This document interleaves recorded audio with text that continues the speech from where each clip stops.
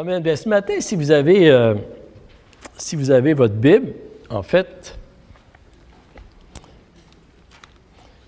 le premier verset que je veux lire, c'était dans Hébreux 10, 25. Je ne l'avais pas mis sur l'écran, mais c'est peut-être pour ça. C'est parce que Guylaine l'a déjà partagé. Hein? Amen. Bien, ce matin, le message que j'avais à cœur de vraiment vous partager, ça s'intitule « Pourquoi j'ai besoin de l'Église et pourquoi l'Église a besoin de moi ». Il y a des personnes parfois qui se demandent, vous savez, pourquoi est-ce que nous avons besoin de l'Église? J'ai déjà des gens qui ont déjà pensé comme ça. Et, des gens qui disent, bien, pourquoi est-ce que l'Église existe? Est-ce que c'est vraiment nécessaire que je fasse partie d'une Église, que je m'implique dans mon Église? Hein? Ne pourrais-je pas juste croire en Jésus là, pour être sauvé, là, puis rester chez moi, là, puis des fois on pourrait dire, bien, il me semble que ça serait plus simple, ça serait plus facile. Vraiment? Je ne suis pas sûr.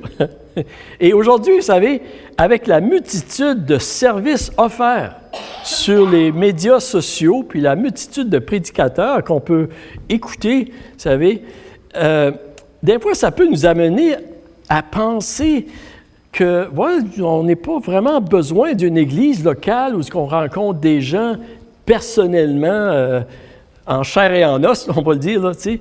On peut dire, bien, écoutez, tu sais, c'est peut-être pas si nécessaire que ça. Et comprenez-moi bien ce matin, là, juste, tu sais, qu'il y a des avantages à la technologie. Amen. Il y a des avantages, vraiment. On peut parfois se rencontrer sur le Zoom, se voir. On peut avoir la possibilité d'écouter des prédications, des messages, et quand on ne peut pas être là, je crois que c'est très important. Et je vous le dis, j'écoute moi aussi, là, tu sais, et je profite de la technologie. Et il y a des avantages. Quand il fait tempête, on peut mettre le message qui est disponible sur Facebook, puis les gens qui ne peuvent pas se rendre, bien, dans leur maison, ils peuvent écouter le message sur la télévision, ou sur leur... Fait que... Mais je crois que c'est important d'être prudent, de ne pas utiliser ces moyens-là de communication, vous savez, pour remplacer la nécessité aussi et le ministère de l'Église locale que nous avons besoin que nous avons besoin ensemble. C'est très important, l'Église locale. Et pourquoi est-ce que nous pouvons dire que nous avons besoin de l'Église et que l'Église a besoin de moi? Pourquoi est-ce qu'on pourrait dire ça? Bien, tout d'abord, nous savons que la Bible est très claire, que c'est la volonté de Dieu qu'on fasse partie d'une Église locale. Et dans Hébreux 10, 24 et 25, ça dit « Veillons les uns sur les autres pour nous inciter à l'amour et à de belles œuvres. N'abandonnons pas notre assemblée, comme certains en ont l'habitude, mais encourageons-nous mutuellement. Faites cela d'autant plus que vous voyez s'approcher le jour. » Et nous voyons s'approcher le jour du retour du Seigneur. Amen. Avec tout ce qui se passe, nous, on le voit vraiment. Et je crois que l'Église locale va devenir, en fait, de plus en plus importante dans la vie du croyant, dans la vie du chrétien, dans les jours que nous vivons, et que l'Église locale va avoir besoin de plus en plus de moi aussi, de nous. Ça va dans les deux sens. Vous me suivez? Vous savez, et quand on y pense vraiment, là, quand on pense à l'Église locale, on pourrait dire que, bien, c'est évident que nous avons besoin de l'Église et que l'Église a besoin de nous. C'est comme un peu, on pourrait dire, une équipe, ça serait comme demander à un joueur de hockey, parce que là c'est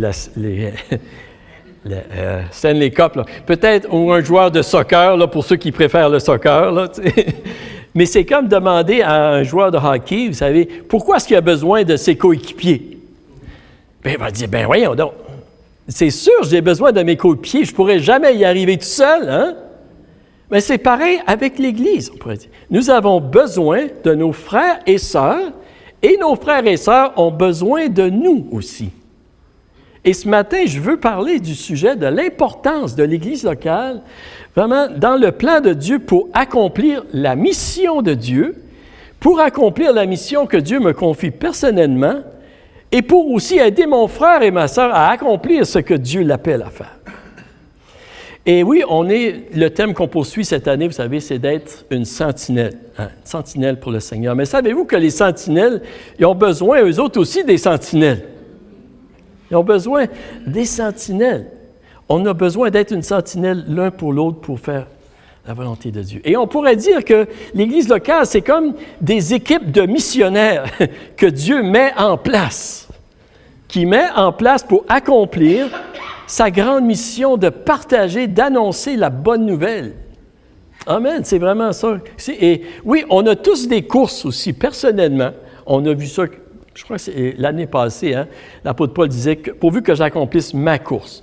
On a une course, mais on pourrait dire aussi que chaque Église, chaque assemblée a une mission, une Église particulière que Dieu a pour chaque Église.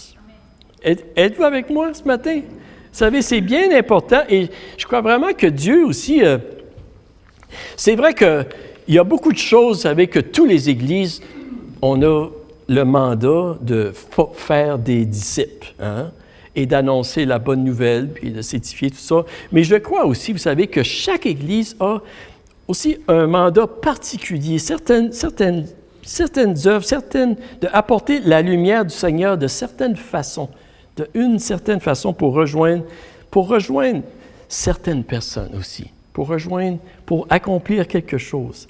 Et nous avons besoin, Dieu se sert de plusieurs églises. Êtes-vous avec moi ce matin? C'est important qu'on puisse le réaliser et que Dieu, et c'est comme dans l'Église aussi, il y a plusieurs dons, on a besoin les uns des autres. Et je crois que dans une communauté aussi, nous avons besoin de plusieurs églises pour accomplir la mission de Dieu. Amen. Mais il y a ce monsieur ici qui a dit, John Maxwell, il a dit ceci, il a dit, « Un est un nombre trop petit pour accomplir quelque chose de grand. » Wow. Et lorsqu'on nous appliquons cette vérité à l'Église du Seigneur, un est un nombre vraiment trop petit pour accomplir la grande mission que Jésus nous confie. Amen. Et, mais qu'est-ce que je veux qu'on puisse saisir ce matin, puis je pense qu'on va vraiment le saisir, c'est que mon équipe ou mon Église a besoin de moi et moi j'ai besoin de mon équipe aussi, de mon Église pour accomplir ce que Dieu m'appelle à faire. Les deux vont dans les deux sens. Et quand on travaille ensemble, c'est comme on dit ceci, c'est win-win. Tout le monde est gagnant. Et je vous dis ceci parce qu'on vit dans une société aujourd'hui qui devient en fait beaucoup indépendante ou individuelle ou isolée, où on veut vivre notre vie à ma manière. C'est moi, je vis ma vie, toi, tu vis la tienne, puis des fois, on peut quasiment rajouter « tente-moi pas ». C'est quand même, on vit de plus dans un monde comme ça aussi. Et parfois, on le voit de la façon... vous savez, des fois, il y a des... lorsqu'on voit les clôtures, parfois, entre les voisins. C'est-tu pas vrai, Des fois, des histoires de clôture, tu sais. Mais des fois, il y a des gens qui tu sais, ils mettent la clôture, là, puis ils la mettent assez haute, là, pour être certain, là, que les voisins ne la voient pas, ou que tu ne vois pas le voisin. Bien, qu'est-ce que ça communique? Dans un sens, ça communique, fais tes affaires, fais mes affaires, tu sais. Et c'est vrai, vous savez qu'il faut avoir des bonnes bornes, les clôtures, c'est important aussi, là, qu'on peut se respecter les uns les autres. Comprenez-moi bien, là. Mais il faut faire attention que ça n'aille pas trop loin au point qu'on vit nos vies individuellement. Et ça peut même venir dans l'Église aussi. Êtes-vous avec moi? Et sinon, c'est ça. L'Église a besoin de moi et j'ai besoin de l'Église. On voit ça dans la parole de Dieu. Et le Seigneur, dans sa grâce, il nous donne des coéquipiers, on pourrait dire, pour nous aider à accomplir sa volonté et pour que nous aidons nos coéquipiers aussi à accomplir la volonté de Dieu dans leur vie. Et pourquoi ensemble on peut s'accomplir la volonté de Dieu. Et je veux voir 3 raisons avec vous ce matin. Pourquoi nous avons besoin de l'Église et pourquoi est-ce que l'Église a besoin de nous? Vous êtes avec moi? Oui. Amen. La première est celle-ci. L'Église a besoin de moi, puis j'ai besoin de l'Église parce que l'Église, c'est ma famille. C'est ma famille. Je ne sais pas pour vous, mais moi, je me sens en famille ce matin ici. Amen. J'espère que vous aussi, vous sentez que vous faites partie de la famille. L'apôtre Paul, lorsqu'il a écrit aux Éphésiens, il y a plusieurs textes, là, mais je veux juste lire celui-ci ce matin. Éphésiens 2, 19, lorsqu'il écrit aux Éphésiens, il dit « Ainsi donc, vous n'êtes plus des étrangers ni des résidents temporaires. Vous êtes au contraire concitoyens des saints, membres de la famille de Dieu. » Oups, OK. Membres de la famille de Dieu. Lorsqu'il écrit aux chrétiens et de Éphèse, et on croit que vraiment c'était une lettre pour tout le monde, c'est pour nous autres. Il y a plusieurs passages qui nous disent, l'apôtre Paul il écrit aux Romains, il dit « Vous n'avez pas reçu un esprit d'esclavage pour être encore dans la crainte, vous avez reçu un esprit d'adoption par lequel nous crions « Abba, Père ». L'apôtre Jean nous dit « Voyez quel amour nous a témoigné pour que nous soyons appelés enfants de Dieu. » Et oui, nous sommes des enfants de Dieu. On forme la famille de Dieu. Pouvez-vous dire ça avec moi ce matin? Nous sommes des enfants de Dieu. Nous sommes la famille de Dieu. Amen! OK. Vous savez, au sens physique et matériel, là, si on regarde sur ce côté-là, on a tous besoin, en fait, d'une famille. On a besoin, en fait, d'une maison, un abri, un toit où ce qu'on peut... On peut se reposer, là. On peut se nourrir, se réfugier, se sentir chez nous en sécurité. Hein? On a tous besoin, parfois on parle des gens sans abri. Hein? On a besoin d'un abri. Et comme chrétiens, vous savez, le Seigneur ne nous appelle pas à vivre comme des sans-abri. On nous donne un abri, il pourvoit pour nous. Spirituellement, en fait, c'est la même chose. Comme enfant de Dieu, on a besoin, vous savez, on a besoin d'un endroit qu'on se sent chez nous, où qu'on se sent compris, encouragé, qu'on peut se ressourcer, se reposer. Qu'on vient dans un endroit où on peut renouveler nos forces, reprendre notre souffle. Hein? Spirituellement, là, je parle spirituellement, là, ici. OK? Et dans sa sagesse, oui, Dieu, il nous a donné, il nous a pourvu un endroit comme ça, une famille. Et c'est l'Église. C'est la maison de Dieu, c'est l'Église. Et dans la maison de Dieu, lorsqu'on vient ensemble, vous savez, on retrouve notre famille spirituelle. Oui, on est dans la présence de notre Père céleste, de notre grand frère et sauveur, Seigneur Jésus-Christ. On se retrouve, en fait, vous savez, dans la présence du Saint-Esprit. On se retrouve dans la présence du Seigneur avec nos frères et nos sœurs. On partage le même esprit. La Bible nous dit qu'on devient comme une habitation de Dieu en esprit. Amen. Moi, des fois, je pense, c'est comme un avant-goût du ciel. Juste un avant-goût, hein? Parce que, bien, c'est merveilleux, ça va être merveilleux, hein, mais qu'on se retrouve dans la présence. Et vous savez, on vient et on mange à la même table aussi, hein? Tout à l'heure, on va prendre la communion ensemble, vous savez. On partage, en fait, le même pain, le même Seigneur, le même pain de vie, le même Sauveur. On se nourrit de la même parole. On se réjouit dans la présence de Dieu. On est un. Et c'est merveilleux que Dieu nous pourvoie une famille. Amen. Et lorsque la famille de Dieu, mais c'est important, vous savez, il y a des choses. Lorsque la famille de Dieu recherche de tout leur cœur, lorsque les enfants de Dieu recherchent de tout leur cœur à faire la volonté de Dieu, à aimer Dieu et à s'aimer les uns les autres comme Jésus nous a aimés, vous savez, Puis les uns et les autres aussi, hein? On dit souvent ça. Hein? Souvent, c'est facile d'aimer les uns, mais les autres, là, tu sais. Mais la Bible nous dit d'aimer les uns et les autres. C'est.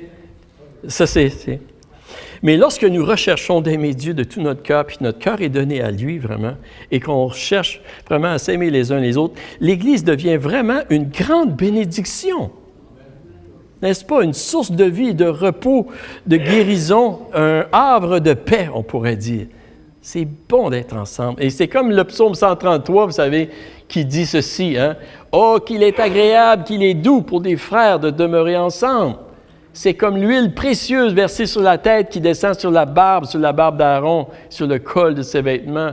C'est comme la rosée de l'Hermon qui descend sur les hauteurs de Sion. En effet, c'est là que l'Éternel envoie la bénédiction, la vie pour l'éternité. Amen. C'est là que l'Église devient une grande bénédiction. Et c'est ça que Dieu désire pour son Église. C'est vraiment... Et parce que nous sommes des personnes parfaitement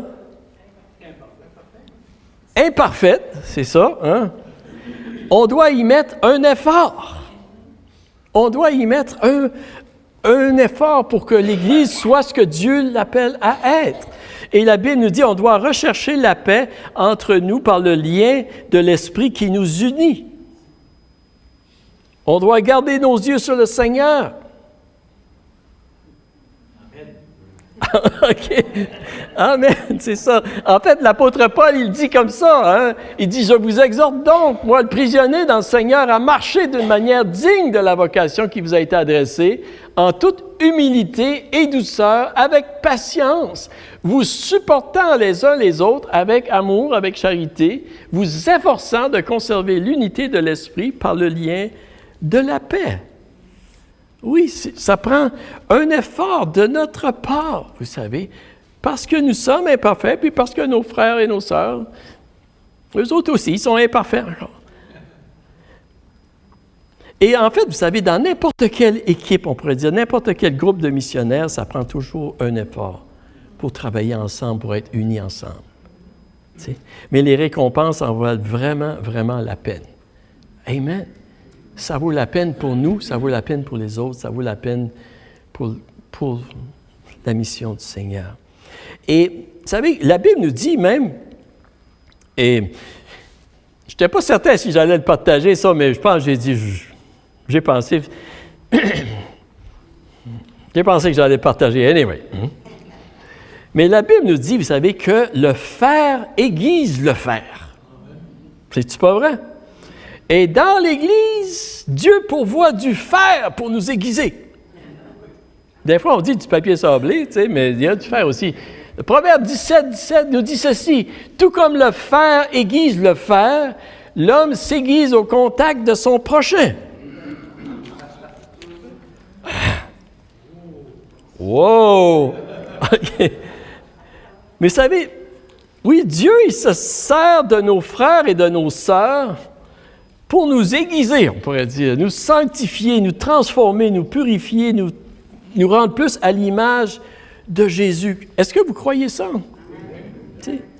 Il se sert, oui, dans la famille, il se sert de chacun de nous pour nous apprendre à nous aimer comme Jésus nous a aimés. Apprendre à pardonner, à être patient, à se respecter. Il y a plusieurs leçons que nous apprenons les uns avec les autres. OK. Il y en a qui sont pas mal sérieux ici, là. Hein? C'est correct. Hein? Et vous savez, on n'aiguise pas le fer sans un contact avec une substance. On n'aiguise pas du fer avec une pomme ou une tomate, là, tu sais. Mais on aiguise le fer avec le fer. Et deux personnes parfaitement imparfaites, vous savez, sont un contact idéal pour s'aiguiser les uns les autres. Et oui, Dieu s'en sert, vous savez. Mais il faut choisir. C'est important. Il faut choisir de persévérer dans la volonté de Dieu. De persévérer dans l'amour que Dieu nous appelle à avoir les uns pour les autres. L'amour qui est décrit dans 1 Corinthiens 13. L'amour croit tout, pardonne tout, supporte tout et ne soupçonne pas le mal. Vous savez? C'est vraiment important. Dieu, il veut nous perfectionner, en fait. Et il faut voir. Il faut voir la situation. Lorsqu'on est dans une situation où le Père nous vient nous chercher un peu, là, il faut le voir comme une opportunité de grandir spirituellement dans le Seigneur. Êtes-vous d'accord avec moi? L'apôtre Jacques, il dit ceci, Jacques. Il dit, « Mes frères, regardez comme un sujet de joie complète les diverses épreuves auxquelles vous pouvez être exposés, sachant que l'épreuve de votre foi produit la patience. Mais il faut que la patience accomplisse parfaitement son œuvre afin que vous soyez parfaits et accomplis, sans faillir en rien. » Et c'est vrai, vous savez, si nous gardons nos yeux sur le Seigneur, et que l'on se fortifie dans le Seigneur, parce qu'on a besoin de se fortifier dans le Seigneur, comprenez-moi bien. T'sais? Mais Dieu va faire concourir, même ces situations, à notre bien. Et un jour, on pourra dire, merci Seigneur pour mes frères et mes sœurs qui me bénissent de plusieurs façons et qui parfois m'aiguisent aussi. Mais ce que je veux qu'on puisse saisir ce matin, vous savez, particulièrement, c'est que Dieu nous a donné une famille, un endroit, un milieu, en fait, social, où on peut confesser librement le nom du Seigneur. On peut adorer le nom du Seigneur. On peut proclamer, vous savez, librement, sans affronter le vent adverse du monde, vous savez. Je dis ça, on me sent comme un poisson dans l'eau quand on vient. C'est vrai, hein? C'est vrai. J'aime ça, moi, louer le Seigneur avec Jean, puis avec toutes les équipes, vous savez. On se sent comme un poisson dans l'eau, puis ça fait du bien. Est-ce que vous avez déjà passé parfois une longue période de temps, peut-être avec votre famille biologique, qui n'est pas chrétienne? Vous avez été visité pendant 1 semaine, 2 semaines, là? Ou peut-être dans votre milieu de travail, où est-ce que vous travaillez aussi? Hein? Vous travaillez, là, puis ça parle beaucoup du Seigneur, mais ça ne loue pas le Seigneur beaucoup, par exemple. Hein? Vous comprenez ce que je veux dire, là? Des fois, ça vient fatigant, ça vient, mais c'est bon de se retrouver ensemble, là, qu'on peut louer vraiment le Seigneur et partager. Et c'est pour ça qu'on a besoin de l'Église. Vous voyez où est-ce que je m'en vais avec ça? On a besoin de l'Église, mais l'Église a besoin de nous aussi. Parce que mon frère et ma sœur, il a besoin, lui aussi, d'être encouragé. Il a besoin d'être avec quelqu'un qui partage la même foi, le même désir que lui. Amen. Et ça, c'est important. On a besoin les uns des autres. J'ai besoin de mon frère pour m'encourager. Et ça. Et quand je parle de l'Église ici, je ne parle pas nécessairement seulement d'être ici. Parfois, parce que l'Église, c'est nous. Et parfois, on peut être à l'extérieur dans un endroit, mais on rencontre une frère et une sœur et on se sent bien. Amen. Fait que c'est... combien de personnes, vous pensez, pourraient être bénies s'ils joigneraient activement l'Église du Seigneur? Combien de personnes à l'extérieur, vous savez, qui souffrent de solitude, qui n'ont pas d'amis, que leur famille, ils n'ont pas de famille, disons. T'sais. Combien que Dieu aimerait ça de leur donner une famille? Il y en a plein, vous savez. Vous savez, souvent, je suis béni quand il y a des étudiants qui déménagent ici, puis qui décident de joindre l'Église, qui décident de s'intégrer à l'Église. Je pense que c'est vraiment une bénédiction pour nous, mais c'est une bénédiction pour eux aussi de se retrouver avec quelqu'un qui peut leur donner une drive des fois, ou les aider, ou dans tout ces... Et c'est ça que Dieu... Il y a beaucoup de bénédictions à travers l'Église de Dieu. Savez-vous que dans le monde, il y a des endroits dans le monde où les gens doivent risquer littéralement leur vie pour se retrouver avec d'autres croyants dans la famille de Dieu. Ils doivent se cacher des fois, Mais ces gens-là, ils ont compris l'importance de l'Église pour accomplir la mission que Jésus leur confie pour le bien-être de leurs frères et leurs sœurs et pour leur vie. Et parfois, vous savez, nous que c'est quand même c'est relativement facile, tu sais. L'Église, on n'a pas besoin de se cacher pour aller à l'Église, tu sais. Est-ce que nous avons compris l'importance de l'Église, de la famille de Dieu? Pour nous, pour mon frère et ma sœur, et pour apporter la lumière dans notre monde. Est-ce que nous l'avons compris? Amen. OK. Vous êtes encore avec moi? Pourquoi l'Église a besoin de... Pourquoi j'ai besoin de l'Église et l'Église a besoin de moi? Bien, parce que c'est ma famille, puis j'ai besoin d'une famille. La deuxième chose, je vais voir avec vous, je vais aller un peu plus rapidement ici, mais c'est parce que l'Église, c'est mon école. L'Église, c'est mon école. Dans l'apôtre Paul, lorsqu'il écrit à Timothée, en fait, on pourrait dire que toutes ses lettres à Timothée, il encourage Timothée à enseigner la parole de Dieu, à prêcher la parole de Dieu. Mais il dit ceci, il dit, je t'écris ces choses avec l'espérance d'aller bientôt vers toi, mais afin que tu saches, si je tarde, comment il faut se conduire dans la maison de Dieu, qui est l'Église du Dieu vivant, la colonne et l'appui de la vérité. Wow.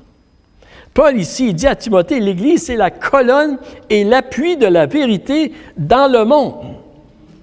Dans le monde que nous vivons aujourd'hui, sur la planète Terre, Dieu, l'Église, elle est là pour proclamer la vérité. Amen.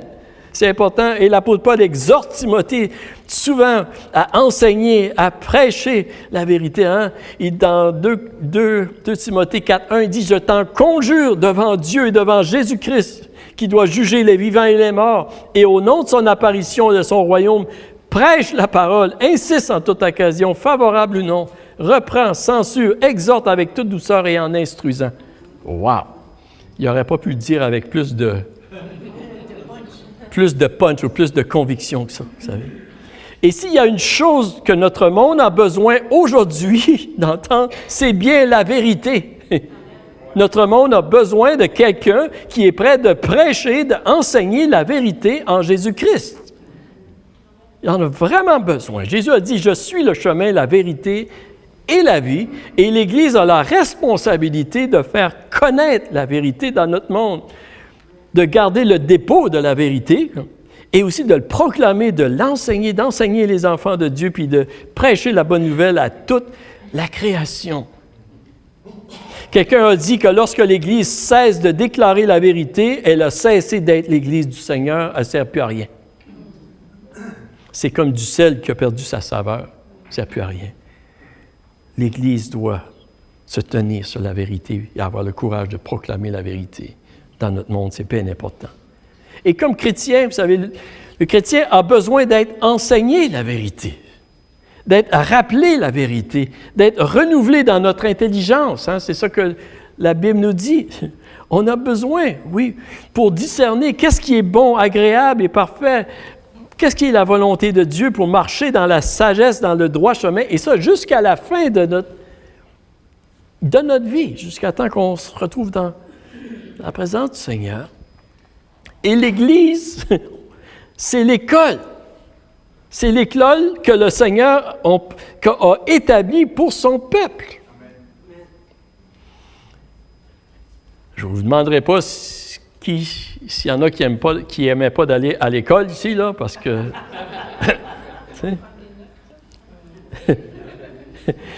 Mais l'Église, comprenez-vous, l'Église, c'est l'école que le Seigneur a établie pour son peuple. C'est l'endroit où ce qu'il a établi, où il y a des sentinelles pour avertir, pour communiquer la parole de Dieu.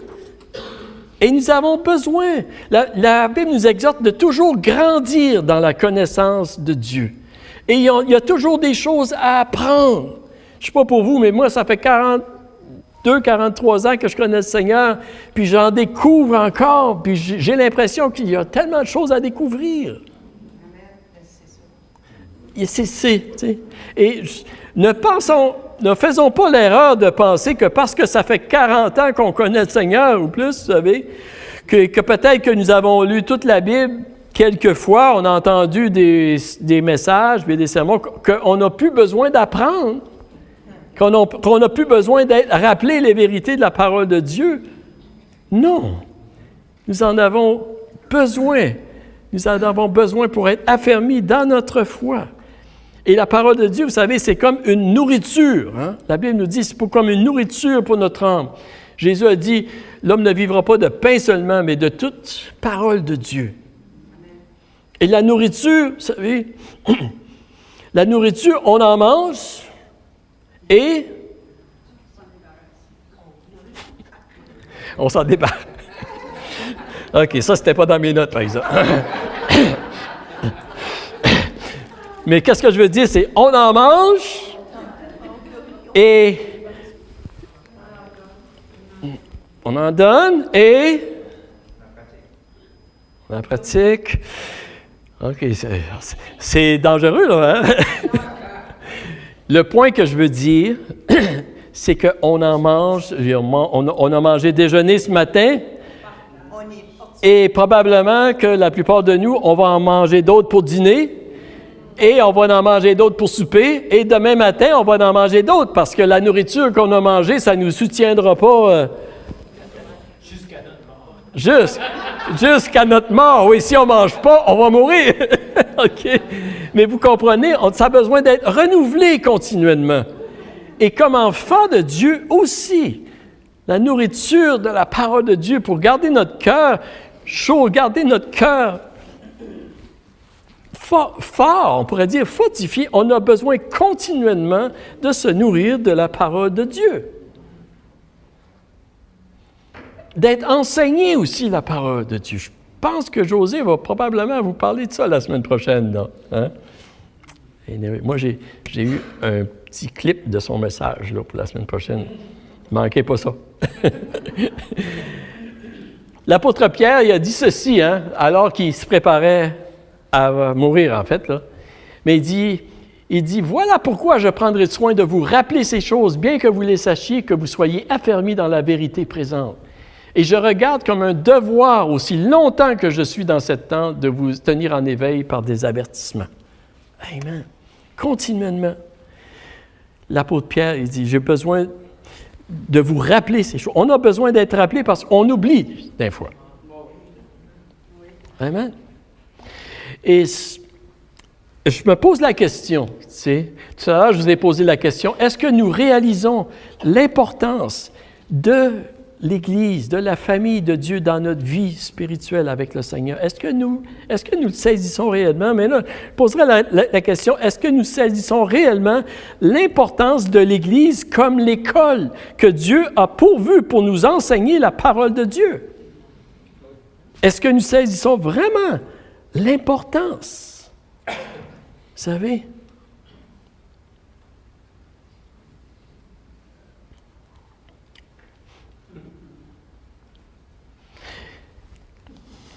Vous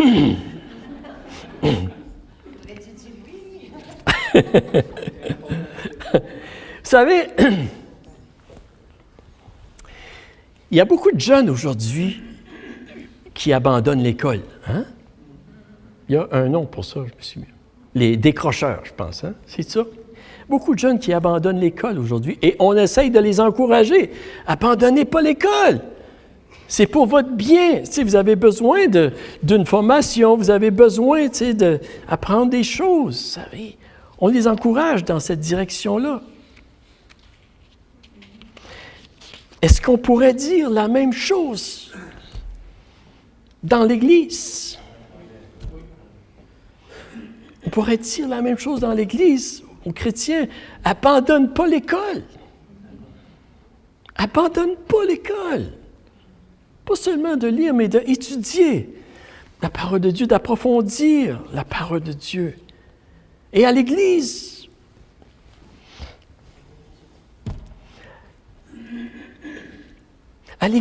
OK, ça va y aller, j'y arrive. Okay. Mais l'Église, c'est une école. Nous offrons, vous savez, il y a des études bibliques. On est en train de faire une étude biblique, justement, les mercredis soirs. Un cours, une formation. On est vraiment bénis, ceux qui sont là. Amen. Puis ils font bien leur devoir à part de ça. Ah, ils ont même des étoiles, des fois. On a vraiment un bon moment, puis je sais que dans le petit groupe, à Jean aussi, vous êtes en train de faire une étude biblique, vraiment, et vous êtes vraiment bénis, tu sais. Et je sais que le samedi soir, souvent, les jeunes adultes qui se rencontrent ici, puis ont un partage biblique, vous savez, puis quand j'ai la chance, je viens les joindre aussi. Puis c'est un endroit pour apprendre, pour être enseigné, pour approfondir. C'est l'école. Vous êtes avec moi? Et Dieu pourvoit une école pour nous. Et j'aimerais vous encourager, frères et sœurs, de participer à ces endroits-là, à ces classes-là que le Seigneur permet. Oui, c'est bon d'avoir la fraternité entre frères et sœurs, on s'encourage, puis tout ça, comprenez-moi bien, là, tu sais. Mais il y a un endroit aussi pour approfondir notre connaissance biblique. Êtes-vous avec moi? Je sais qu'on peut être busy avec plein de choses, mais il faut faire attention qu'on n'abandonne pas l'école.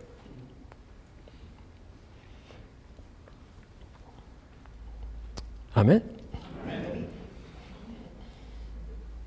OK.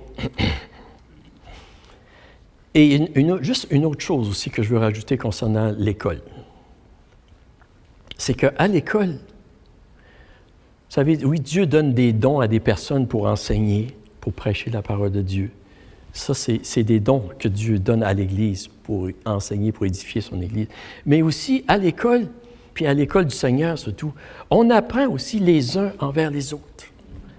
On partage nos témoignages. Qu'est-ce que Dieu a fait dans ma vie? Qu'est-ce que Dieu m'a dit à travers ce passage-là? Vous savez, on partage comme ça. Hein?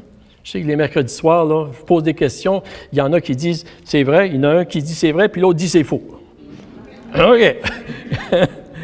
OK, on va décortiquer ça, vous savez. Mais en partageant nos expériences, nos témoignages, nos découvertes, on s'enseigne les uns les autres. Dieu nous apprend plein de choses comme ça. Et c'est pourquoi, oui, on a besoin de l'Église, mais l'Église a besoin de moi aussi, qui est là pour partager ce que Dieu fait dans ma vie. Vous êtes avec moi? Amen. OK. La dernière chose que je veux voir avec vous ce matin, c'est pourquoi j'ai besoin de l'Église et pourquoi l'Église a besoin de moi. C'est parce que l'Église, c'est mon armée. C'est mon armée. Hein? Lorsque l'apôtre Paul écrit à Timothée, il dit ceci, il dit « Souffre avec moi comme un bon soldat de Jésus-Christ. » Un bel appel, hein? Souffre avec moi, Timothée. Viens souffrir avec moi, Timothée. Il y a beaucoup plus de bénéfices. Hein? L'apôtre Paul, il dit, je ne peux pas comparer les souffrances aux richesses que j'ai dans le Seigneur. Et ça, il ne faut pas l'oublier. Mais oui, vous savez, la vie chrétienne, c'est une guerre spirituelle. Puis lorsqu'on devient chrétien, qu'on le veuille ou non, on s'engage dans une guerre, dans un combat spirituel, c'est vrai. Mais heureusement que Dieu a pourvu une armure pour nous. En Éphésiens 6, hein, verset 10 à 17, ça parle de ceci. Mais Dieu a aussi pourvu une armée pour nous. Une armée pour nous. Et en fait, vous savez, l'apôtre Paul, lorsqu'il écrit dans Éphésiens 6, justement, il dit ceci, il dit aux Éphésiens, il dit « Faites en tout temps par l'Esprit toutes sortes de prières et de supplications, veillez à cela avec une entière persévérance et priez pour tous les saints. Priez pour moi, afin qu'il me soit donné, quand j'ouvre la bouche, de faire connaître hardiment et librement le mystère de l'Évangile. » Voyez-vous, l'apôtre Paul ici, il n'exerçait pas son ministère tout seul. Hein?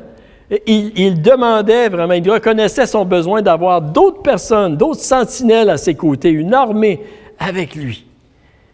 Et comme un pays, on pourrait dire, ne peut pas se protéger sur toutes ses frontières, sur tous les fronts, vous savez, on a besoin d'une armée, nous aussi. On a besoin d'une armée pour nous protéger de l'influence du monde, de nos faiblesses de la chair, du malin qui voudrait essayer de nous prendre sur un côté, sur l'autre. Êtes-vous avec moi? On a besoin, vous savez. C'est impossible pour un soldat, vous savez, de couvrir tous les fronts de bataille tout seul. On devient très vulnérable lorsqu'on est tout seul. Comme une brebis égarée, une brebis toute seule c'est une proie facile pour les loups. Et c'est pourquoi, comme enfants de Dieu, nous avons besoin d'une armée.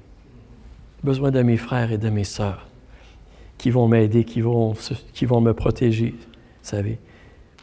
Un chrétien seul ne peut pas couvrir tous les fronts de bataille. On a une responsabilité personnelle, c'est vrai, vous savez, mais on a besoin des autres aussi dans notre combat. Et les autres ont besoin de nous. C'est comme ça que Dieu l'a établi. L'apôtre Paul, quand il écrit, aux Romains, il dit ceci dans Romains 15:30, il dit « Je vous exhorte, frères, par notre Seigneur Jésus-Christ et par l'amour de l'Esprit, à combattre avec moi en adressant à Dieu des prières en ma faveur. » Amen. Combattre avec moi. On combat ensemble. Dans Colossiens, il dit « Épaphras, qui est des vôtres, vous salue, serviteur de Jésus-Christ. Il ne cesse de combattre pour vous dans ses prières, afin que, parfait, pleinement persuadé, vous persistiez dans une entière soumission à la volonté de Dieu. » On voit ici encore l'unité. Puis je crois qu'il y a un autre passage ici.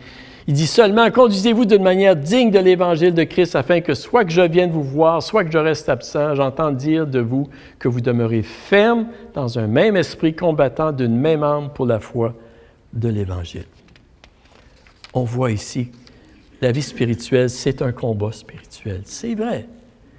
Et Dieu nous donne une armure, mais Dieu nous appelle à combattre ensemble.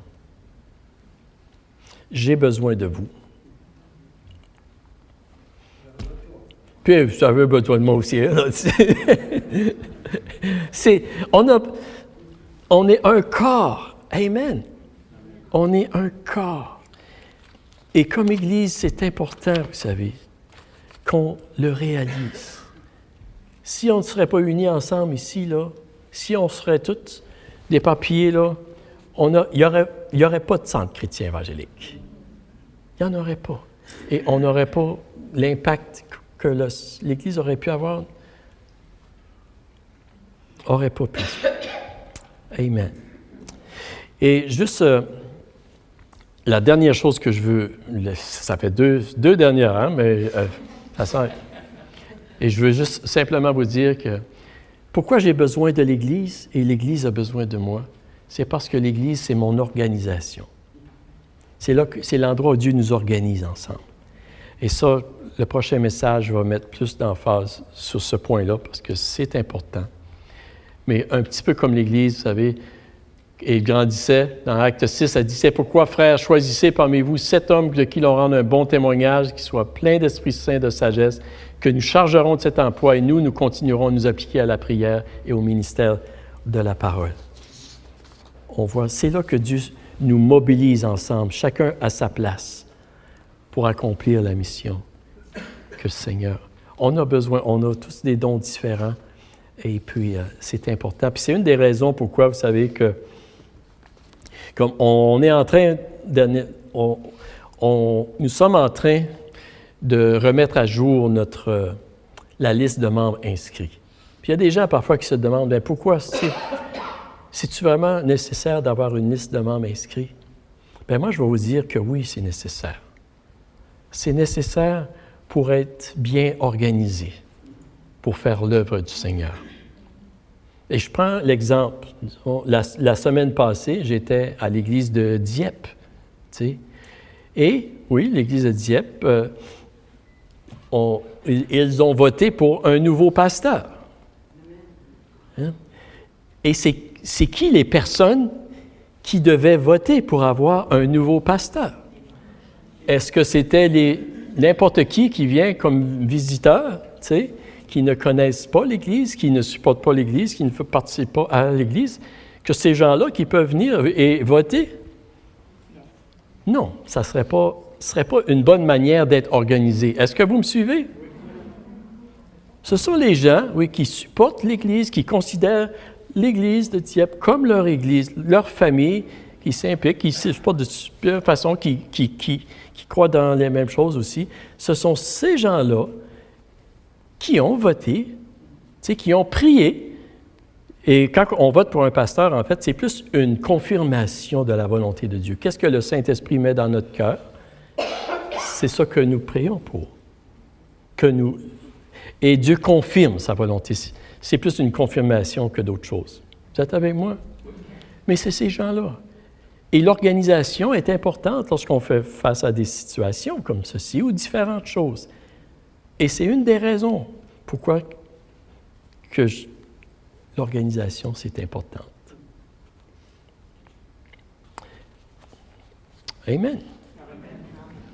Puis si Centre chrétien évangélique, c'est votre église locale, vous considérez comme votre église locale, c'est votre famille, je crois que ce serait important que vous soyez inscrits comme membre. Et lorsque nous allons discuter des affaires, que vous soyez là aussi. Amen. Et on va avoir une réunion d'affaires dans le mois de mai.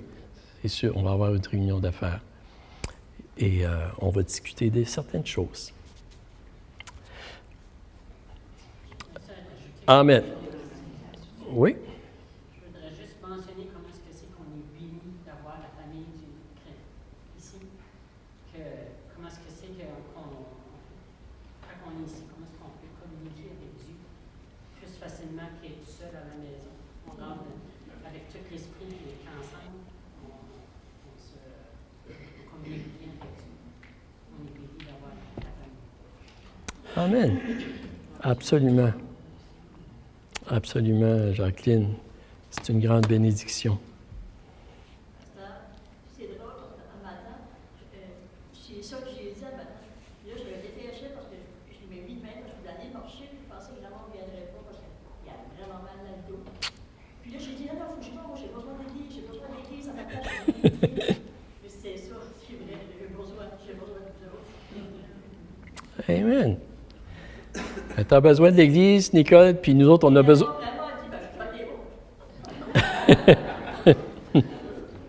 Puis nous autres, on a besoin de toi, Nicole. On a besoin de Raymond aussi. On a besoin de Raymond aussi. Oh, yeah. Amen.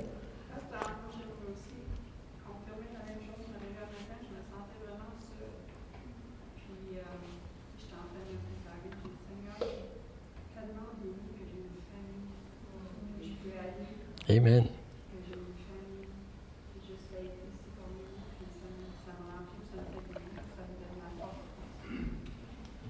Amen. Moi aussi, c'est juste pour dire que moi aussi, on dirait que j'avais besoin d'entendre certaines paroles pour me renforcer. Comme tu dis, des fois, on fait des hauts. En tout cas, c'est ça, c'est certainement. Amen. Vous savez, le Seigneur, souvent, on prie pour des choses, hein?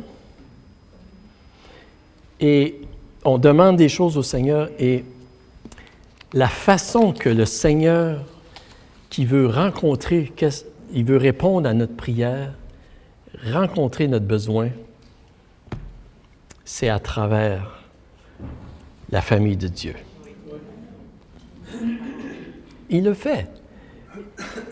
Et si on se prive de la famille de Dieu, on se prive de bien des bénédictions que Dieu voudrait déverser dans nos vies. Amen. Puis ce matin, on va prendre la communion ensemble. Amen. Et puis, on va prendre la communion ensemble. OK. Je vais inviter Léon de venir. Puis, ah, t'es là, Agé. Ah ah! Hey, Agé, tu viendrais-tu sur le piano? Hein?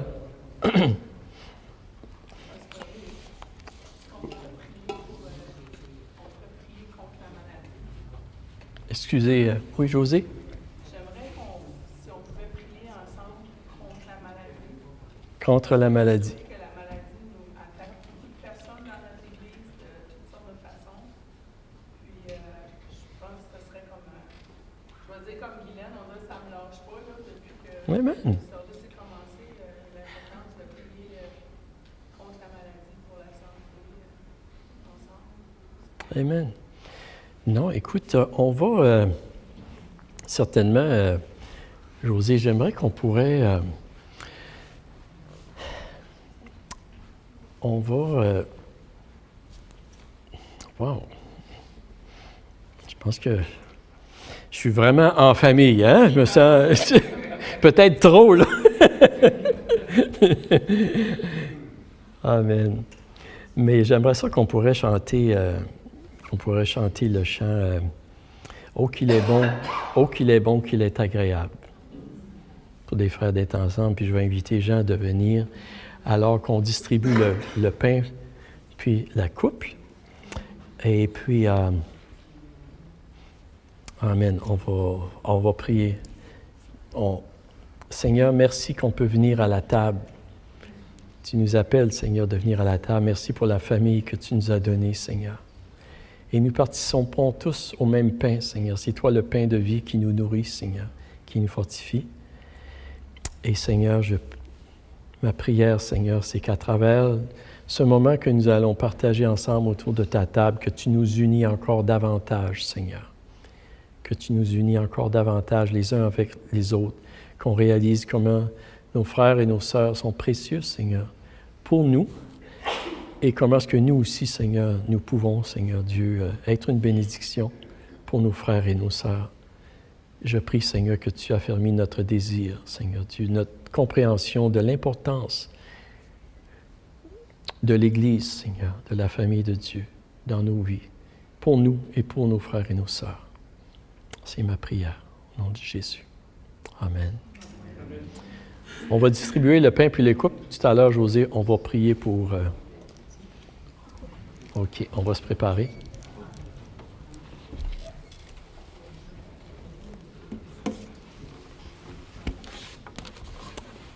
OK. Ça, c'est un chant que... C'est un chant que Jean aime beaucoup, hein? Je dirais même, c'est un de ses chants favoris, hein? Est-ce qu'on peut se lever debout ensemble? C'est « Et nous briserons les murs âgés ». OK? Hans, on a besoin de toi, Hans. Amen. Ah, qu'il est doux, qu'il est agréable. Amen. C'est la prochaine feuille dans ton... on n'a pas... Ah, qu'il est doux, qu'il est agréable pour des frères d'être ensemble. C'est comme une place où l'onction s'écoule, où nous vivons unis.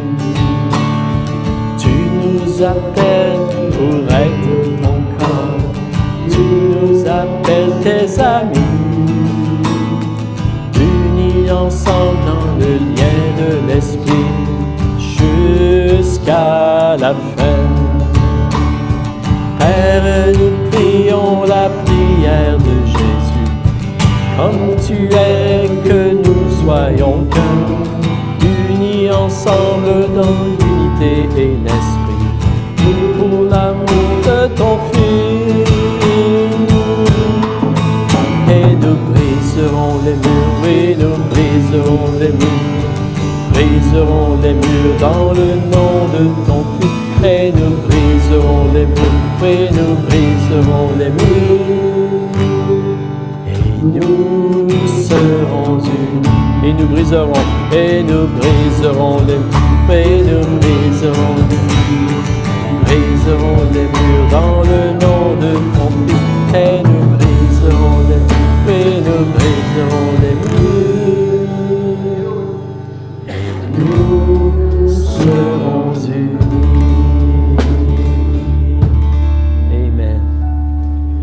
Alléluia, Jésus. Amen. Tu peux continuer à jouer doucement si tu veux. Amen. José, tu viendrais-tu, José, prier avant qu'on prenne le pain et en même temps prier pour, justement, prier pour la santé. Alléluia, Seigneur Jésus. Seigneur, nous sommes unis, les unis, Seigneur Dieu, tu ne fais qu'un, Seigneur Dieu Tout-Puissant. Seigneur, comme tu as livré ton corps, Seigneur Dieu, tu as livré ton corps pour que celui-ci, Seigneur, soit déchiré, Seigneur Dieu, battu, Seigneur Dieu, humilié, méprisé, Seigneur Dieu. Tu as accepté de livrer ton corps, Seigneur, pour nous. Alléluia. Ta chair déchirée, ton sang qui coule, ton visage méconnaissable, Seigneur Dieu. Alléluia. Merci, Seigneur. Tu l'as livré volontairement, Seigneur Dieu. Tu as dit personne d'autre ma vie, mais je la donne, Seigneur Dieu. Alléluia. Merci, Seigneur Jésus. Merci. Seigneur Dieu, tu nous as créés tout seul, chacun, Seigneur, parfaitement. Seigneur, nous ne sommes pas créés, Seigneur, pour vieillir. Nous ne sommes pas créés pour la maladie. Nous ne sommes pas créés, Seigneur Dieu, pour mourir, Seigneur. Alléluia, Jésus. Alléluia. Mais en toi, Seigneur Jésus, nous trouvons la vie, la santé. Alléluia, Seigneur Dieu. Et le corps renouvelé, Seigneur Dieu, nous dit que lorsque nous serons en ta présence, nous aurons un corps renouvelé.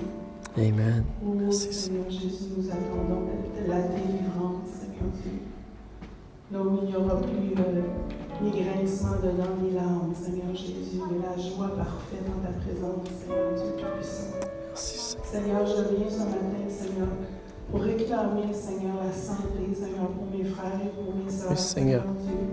Je viens, Seigneur, m'opposer à toute maladie, tout diagnostic, toute douleur, Seigneur Dieu. Alléluia, Qui Jésus. accable mes frères et mes sœurs, Seigneur Dieu, pour les problèmes de santé mentale, Seigneur Dieu, contre les maux de tête, Seigneur Jésus, contre toutes les masses, Seigneur Dieu, qui viennent, Seigneur, se loger dans nos corps, Seigneur Dieu, et nuire à notre santé, Seigneur Dieu. Je viens contre tous les diagnostics, Seigneur Dieu. Alléluia, Seigneur Dieu. Je viens les déposer à tes pieds, Seigneur Tout-Puissant, Seigneur Dieu. Je viens, Seigneur Dieu, réclamer la vie, Seigneur Dieu.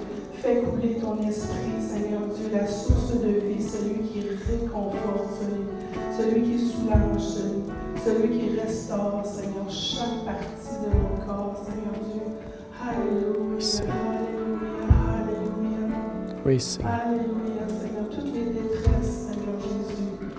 Alléluia. Je les dépose à tes pieds, Seigneur Dieu. Oui, Seigneur. Toutes les douleurs, peu importe où elles sont dans le corps, Seigneur, je les dépose à tes pieds, Seigneur. Oui, Seigneur.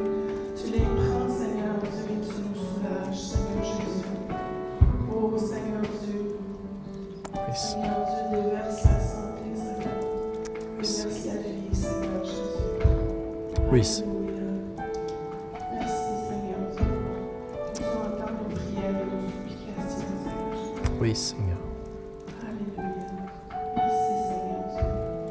Et nous attendons, Seigneur, avec impatience les témoignages, Seigneur Dieu, qui viendront nous renforcer, Seigneur Dieu, nous confirmer, Seigneur, que tu entends nos prières, Seigneur Jésus. Oui, Seigneur. J'attends, Seigneur Dieu, avec impatience. Oui, Seigneur. Dieu, Mhm. la guérison, Seigneur Dieu, le témoignage de mes frères, de mes sœurs, Seigneur Dieu. Oui, Seigneur. Alléluia, Seigneur. Oui, Je Seigneur. remets chacun de mes frères, chacune de mes sœurs, Seigneur, entre tes mains, Seigneur Dieu. Bénis-les abondamment, fais couler sur eux, Seigneur Dieu, ta paix, Seigneur Jésus, qui remplit tous les aspects de nos vies, Seigneur Dieu, et qui dépasse notre entendement. Dans le précieux nom de ton Fils Jésus. Amen. Amen. Prenons le pain. Amen. Amen. Oui, prenons le pain ensemble. Puis, une fois que vous avez pris le pain, si vous avez un besoin physique dans votre santé, je vous encourage, levez votre main devant le Seigneur. Alléluia. Oui, merci Seigneur. Merci Seigneur. Merci que tu nous guéris, Seigneur. Tu nous rencontres, Seigneur. Merci, Seigneur. Puis merci pour ton sang, Seigneur, qui a coulé pour nous, Seigneur. Qui nous purifie, Seigneur. Qui nous purifie de tout péché, Seigneur. Qui nous lave, Seigneur. Merci, Seigneur. Ton sang précieux, Seigneur. Merci, Seigneur. Seigneur, je prie que tu nous aides, Seigneur, comme une famille, Seigneur Dieu, à nous aimer les uns les autres, comme tu nous as aimés, Seigneur.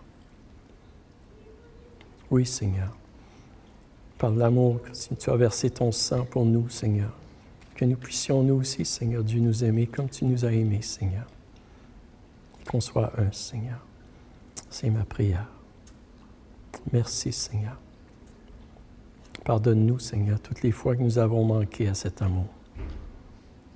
Et apprends-nous, Seigneur, à nous aimer. Merci. Prenons la coupe ensemble ce matin.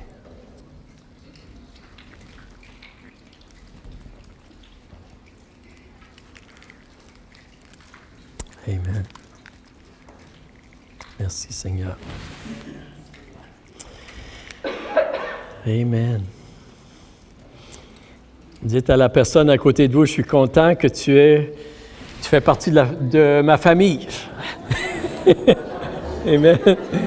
Que Dieu vous bénisse tout le monde.